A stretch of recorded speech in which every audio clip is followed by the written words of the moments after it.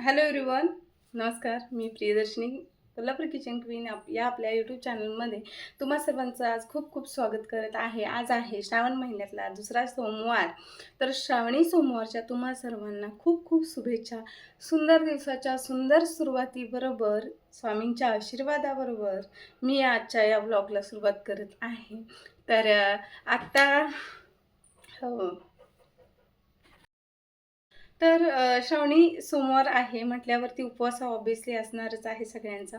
सकाळचे वाजलेले आहेत ऑलमोस्ट, म्हणजे हे घड्याळाचं सेल संपला आहे. तर सकाळचा वेळ झालेला आहे, जवळपास 11:30 वाजलेले आहेत. आणि 11:30 वाजूनसुद्धा म्हणजे 11:30 वाजून माझं अजूनही काम उरकलेलं नाही. त्याचं कारण असं की मी सकाळच्या माझ्या 2 बॅच होत्या क्लासच्या, त्या केल्या.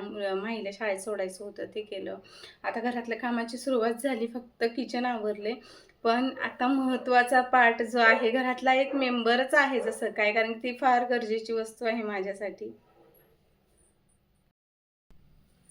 तर सकाळच्या सुंदरशा सुरुवातीबरोबर सॉरी थोडंसं.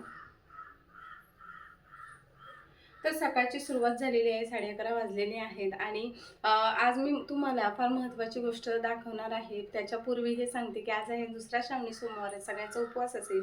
तर उपवासाचं काय असतं, फराळाचं सगळं बनवायचं असतं. त्याच्यामध्ये फराळामध्ये खिचडी ही सगळ्यांच्या घरी बनतेच बनते. आणि खिचडीचा ब्लॉग गेल्या आठवड्यामध्ये आपला शेअर केलेला होता, त्यामुळे मी हे केलं आहे. पण आज मी एक असा पदार्थ बनवला आहे की तो सगळ्या लहानापासून मोठ्यापर्यंत सगळ्यांना आवडतो. आणि तो आहे साबुदाण्याचा चिवडा. पण त्याची रेसिपी नाही आहे, पण चिवडा कसा टेम्पटिंग आहे हे मात्र तुम्हाला आज नक्कीच बघायला भेटणार आहे. आणि आता मी काम करत आहे त्याच्या तत्पूर्वी मी हे सांगते, काल ब्लॉग शूट केला नाही कारण की कालचा जो वार होता तो रविवार होता. आणि तो म्हणजे निवांत असतो वार असं म्हणतात, पण त्या दिवशी असतात आपल्याला कामं.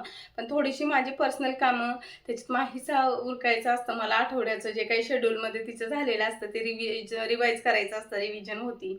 आणि त्याच्यानंतर घरातली ही कामं होती बरीच सारी. आणि कसं असतं, रविवार हा म्हणजे कसा विश्रांतीचा जितका आहे तितकाच कामाचा असतो. मग दळणं वगैरे करायची होती. पण घरातील सगळ्यात महत्त्वाची सदस्य माझी असलेली गिरण जी आहे ती लावायचं मला फार कंटाळा आला होता काल, कारण की मला शांतता हवी होती, कारण की आठवडा फार हेक्टिक असतो म्हणून.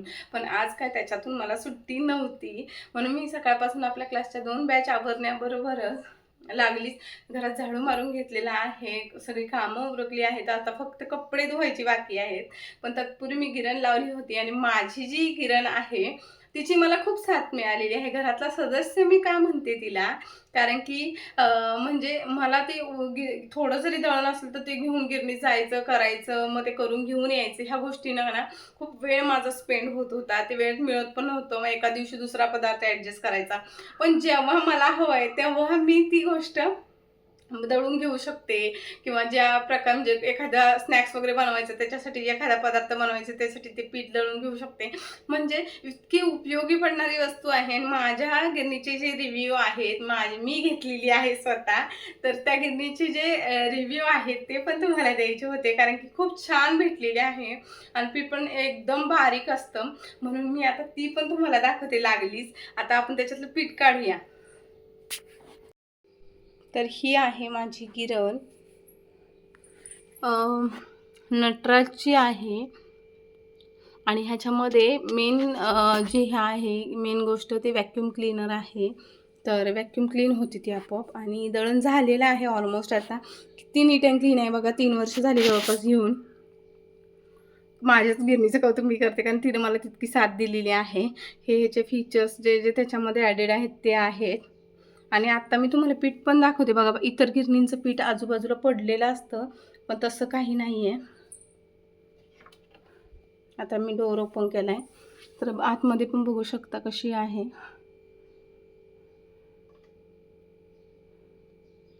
ब्रश आतमध्येच ठेवलेला होता. आता पीठ बघा,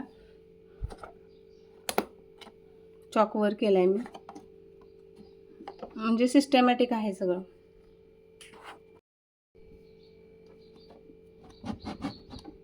गिरम पुढं येते, मी थोडंसं ना बाजूला ठेवते. आतमध्ये पीठ बघू शकताय.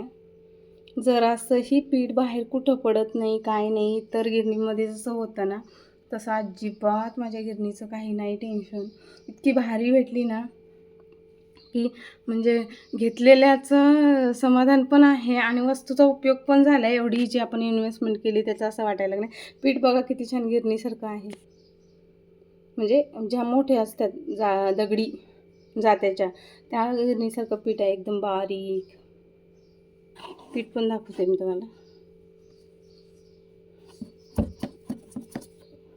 जर मोठं असतं हातात कण दिसलेच बघा, अजिबात नाही. पिठाचा डबा उचलून बाहेर ठेवला आहे बघा, कशी आहे नीट अँड क्लीन. आतमध्ये सुद्धा किती स्वच्छ आहे, असं म्हणजे काहीच त्याच्यात घाण वगैरे नाही आहे, डस्ट.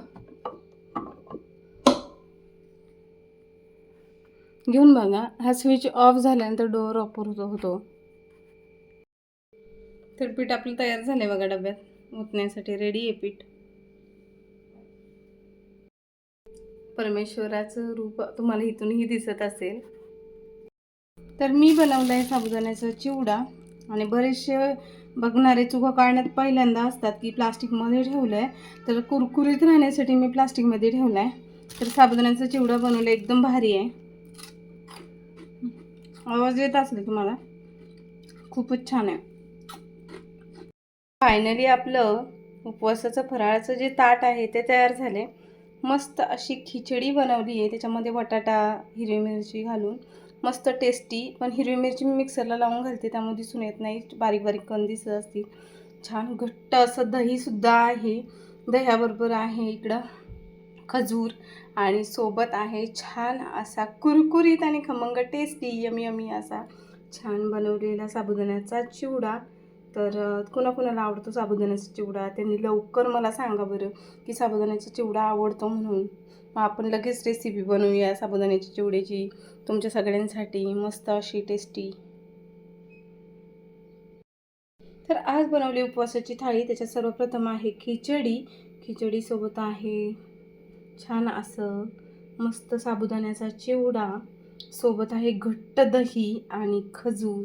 तर अशी आहे आपली थाळी. तर फायनली उपवासाची जेवण आपलं जे आहे म्हणजे फराळासाठीचं, नाही तर जेवण म्हणतील लोक, कारण की काय आहे शेवटी ते चपाती भाजी खाल्ली किंवा जे काय रोजचं जेवण आहे ते पण पोटातच जातं आणि हे पण पोटातच जाणार आहे. मानण्यावरती आहे श्रद्धा ठेवायची की अंधश्रद्धा, हा आपला वैयक्तिक प्रश्न आहे. घरातली सगळी कामं उरकली आणि घरातली सगळी कामं उरकल्यानंतर मस्त असं आता भूक लागलेली आहे, सकाळपासून भूक लागली होती, पण कामामधून वेळ नसतो. चहा घेतला होता, आता मस्त असा फराळ करणार आहे. तुम्ही पण या, माझी देवावर श्रद्धा आहे. म्हणजे उपवास तपास माझ्याकडून तितकेसे होत नाही, पण जितका वेळ होईल तितका वेळ असं म्हणजे उगाचच सांगायचं की असं की मी करतेच, हेच करते, तेच करते, हे काय नाही आहे. आणि छान अशी उपवासाची थाळी, त्याच्यात आहे साबुदाण्याची खिचडी, छान असा साबुदाण्याचा कुरकुरीत आणि टेस्टी असा गोड गोड थोडासा खारट असा चिवडा, तिखट थोडीशी चव आहे कारण हिरवी मिरची आहे, आणि त्याच्यामध्ये घातलेला आहे किस तळून घातल्या बटाट्याचा, सोबत आहे घट्ट असं दही आहे छान, आणि खजूर आहे. तर सगळेजण या माझ्यासोबत फराळ करायला. आणि मी गिरणीचं पण तुम्हाला दाखवलं की गिरण कशी आहे, आताच पीठ वगैरे झालं तयार करून, आणि गिरण कशी आहे हे मी तुम्हाला दाखवलं. तर गिरणीतलं पीठ वगैरे खूप छान आहे, कुणाला घ्यायची असेल तर त्या ब्रँडची गिरण नक्की घेऊ शकता. आणि घरातली सगळी कामं आवरलेत. आता टायमिंग पण मी अजून बघितलं नाही, घड्याळाचं तुम्हाला मग अशीच सांगितले. तर वाजले असतील 12:15 12:30चा टायमिंग झालाच असेल. तर आता छान असा फराळ करूया आणि तुमच्यासोबत गप्पा मारूया. डोंगर पोखरून उंदीर काढणं हे यालाच म्हणतात बरं का. आम्ही केकचं पॉकेट होतं एवढं मोठं फुगलेलं, आणि आता त्याच्यात निघालं एवढासा केक बघा, केवढा छोटासा आहे. आणि म्हणते हा काय केक एवढा मोठा आहे का, एवढा छोटासा आहे. तर मंडळी, माही शाळेतून आलेली आहे, आणि माही शाळेतून आल्यावर आम्हा दोघ्या मायलिकींचा खूप प्रायव्हेट टायमिंग असतो, कारण की आम्हाला दोघींना खूप गप्पा मारायच्या असतात. कारण की शाळेमधल्या घडलेल्या घडामोडी मी नेहमी तिला विचारत असते. त्याचं कारण असं की मुलांसोबत टाईम स्पेंड करायचा असतो, मुलांसोबत आपले विचार शेअर करायचे असतात, आणि मुलांचे विचारही आपण जाणून घ्यायचे. एक म्हणजे स्ट्रिक्ट पॅरेंट्सचं रिलेशन जपण्यापेक्षा केअरफुल पॅरेंट्स असणं गरजेचं आहे. जर आपण मैत्रीपूर्ण नातं जर मुलांसोबत ठेवलं तरच मुलं आपले विचार आईवडिलांना सांगतात.